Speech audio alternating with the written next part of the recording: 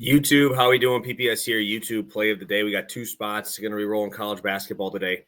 We got to heat up, right? We got to heat up on college basketball. Obviously, last show it's been a little while with Pass the Prop kind of taking over with the NFL playoffs coming around. So, I believe the last one that we played was college football playoff game. Notre Dame ended up cashing the under 50.5 with Riley Leonard. Ended up losing our North Florida bet there. So college football, don't do it a lot, obviously, with it only playing on Saturdays. 8-3, 4.6 units. And we got to get out of the red here in college basketball. So I'm not worried. Feel like we have some good spots today ready to go. I'm actually going to be rolling a prop today as well. So, feeling pretty good about today's slate. When it's loaded like this, it's hard to complain. So, we got SEC games. We have MAC games in there mixed in. So, should be a pretty good slate. As always, if you guys could, please hit that like button. Subscribe to the channel if you haven't already. Let's get right on into it. I'm going to be pulling up DraftKings for both of these plays right away. Pretty similar prices on both sides. I'm going to be playing Walter Clayton over 16.5 points. And I'm going to be playing Alabama team total over 88.5 at minus 105. So let's first start out with the first game of the night, which is going to be Alabama. I really like Alabama in this game. I think that this is a very tough spot to ask. I believe Ole Miss to slow this team down. They're absolutely terrible on the defensive glass, Ole Miss. And Bama is one of the top offensive rebounding teams in the country. A lot better than I expected them to be in terms of that. So when you're looking at offensive rebounds per game, Alabama is sixth in the country at 12.9 offensive rebounds per game. They actually average over 14. Per game at home this year. Looking at Mississippi, like I said, they are not very good on that side. As of right now, they're ranked in the middle of about 8.5, but 9.5 on the road. Offensive rebounds per game. I'm worried about the size here too. Bama's not the biggest team in the country, but they obviously do have Grant Nelson, who's been an absolute stud for them, number 2 scorer behind Mark Sears. He's 6'11". I think the tallest guy on their team right now is 6'8". That's in their normal rotation of their top 6 or 7 scorers. So I think that's going to be an issue here. Also, just pace-wise, I think this is going to be a tough spot for them. I think that Ole Miss will be willing to run here with how small their team is, and especially if they get down early. So also looking at these spots in the games that they did get sped up in, it was, the BYU game, 85-96. They won that one. The Memphis game, it was 87-70 there. And mind you, Alabama is going to play at a faster tempo than all of them, right? Alabama is number 2 in adjusted tempo. They're the number 2 offense, and they're also playing against the number 2 net rating strength of schedule so far this year. Now they get a chance to go at home here. And looking at these numbers, they've actually really struggled from 3. I think it's like 29% as a team, which is really, really bad. What I've liked to see, though, is these last few games, right? When Alabama put up 107 on Oklahoma, they only shot 31% from 3. Even in that spot, obviously a ton of opportunities from the 3-point line. They shot 35% in their last game against Texas A&M, put up 94 on them. South Carolina's a tough team, right? They're a tough team. That was 2 games ago. They shot 42%, but they only shot 19 threes in that game. Shot a lot of 2s, shot 54% from the field from the 2-point range. So this is a tough spot, in my opinion, for Missouri or for Ole Miss. I think them being as guard centric as they are, I think this is very willing to run and gun with these guys.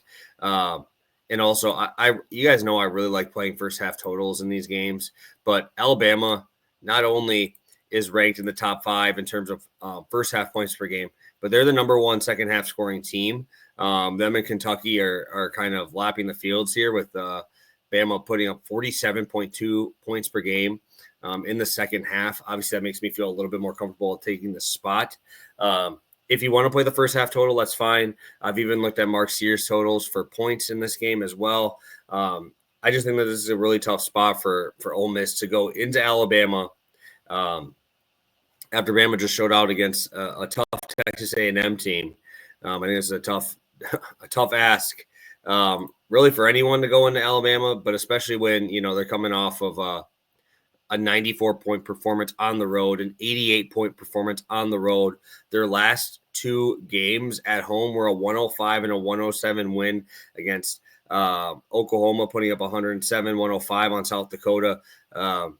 This should be a really fun game to watch. And Mark Sears is the man. You guys know I love him. And I think he has another big game tonight. So like Alabama there, team total. I'm also going to be rolling with Walter Clayton here. Walter Clayton, obviously of Florida. They're facing off against Missouri tonight.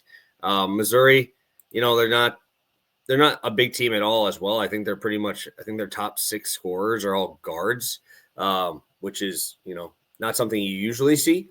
Just looking at the overlying stuff that we like to look at for teams, like, when we check these guys over on KenPom and you want to use those. Good offense, right? 28th in the country, 70th rating in defense, middle of the pack at 170 in terms of pace. But my biggest thing is their net rating in terms of strength of schedule is 304. That is horrible. They have played absolutely no one in terms of their non-conference games. If you want to kind of run through kind of who they've played, and we just talked about the gauntlet that we've seen these other SEC teams play, like Arkansas, Pine Bluff, Pacific, Mississippi Valley State, Howard, Lindenwood, Long Island, Jacksonville State, Alabama State, right? And in terms of who they played in the SEC, it's LSU, Vanderbilt. They played Auburn, got smoked, right? Obviously, they have the big win over Kansas so far, but that is a great win. But I'm still looking at the overlying resume, and if their numbers are still sitting at that low, you got to know it's been pretty bad. Also, what I also wanted to look at here for Missouri was how do they defend the three ball? Obviously, Walter Clayton is an elite 3-point shooter.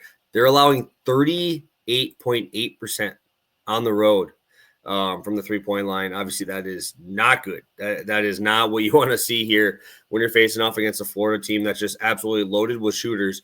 But Walter Clayton, obviously being that dude, kind of making everything go, stirring the pot. Obviously, Elijah Martin has been very, very good as well. But when we look at Walter Clayton so far this year, we're coming off of two tough games, right? The 12 and the 7-point performance in Arkansas and Tennessee game. Tennessee game, he only plays 30 minutes. Usually he's a 34 to 36 minute per game guy. Also, when we looked at some of these other games, right, he got in a little bit of foul trouble in the UNC game. And then when they played North Florida, beat them by 50, played 20 minutes. Played Stetson, beat them by 40, played 28 minutes. Right, we seen them in that Kentucky game where they just went berserk in that game. Then you got Tennessee, right? Tennessee, obviously a very good defense, but they obviously killed them. He had 4 personal fouls and didn't hit his number. And then that Arkansas game, he still got 15 shot attempts up, just missed all of those shots. Now you get a chance to bring our guy back home, right? We get to bring him back home in this spot. Get a matchup with a team that's a little bit struggling, right? And we got to put up some numbers here. At home so far this year, in his home matchups, he's averaging 15.5 points per game. In these spots, obviously, everybody's going to look at that Kentucky game and see he put up 33, and this should be easy. But I think this is going to be more based off of hitting those outside shots. They're a very good offensive rebounding team, Florida, getting those second opportunities as well. But I just like the minutes too, right? When you have a guy in college playing 34 minutes, this isn't a huge spread either, right? I mean, we're looking at a number at like 9, 10. We've seen some, 20-point spread in Florida games so far this year. So I'm expecting 33 to 36 minutes. Need to put up a nice performance in this spot after that awful looking game. One of the worst games to watch. It was just brick fest, brick after brick in that game against Arkansas on the weekend. So I think Walter Clayton gets it going. I think if you want to bet his threes, I like his 3-point line as well. I think it's over 2.5 is -125. I like both. It's just when you have a guy who's as elite of a free throw shooter as this dude is, it's tough for me to want to back anything else too. And I can just get his points.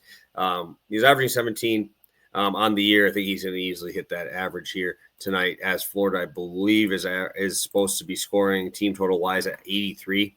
Don't even mind that for an over as well. So I think Florida should control this one. I think they're going to have a good one here in the SEC tonight. So Walter Clayton over 16.5 points at -125. Alabama team total over 88.5 at -105. So thank you guys so much for tuning in. We appreciate the support over here. Again, if you can hit that like button, helps us out a lot. And be back tomorrow. Pass the prop, ready to roll. Have a good one, guys, and best of luck tonight.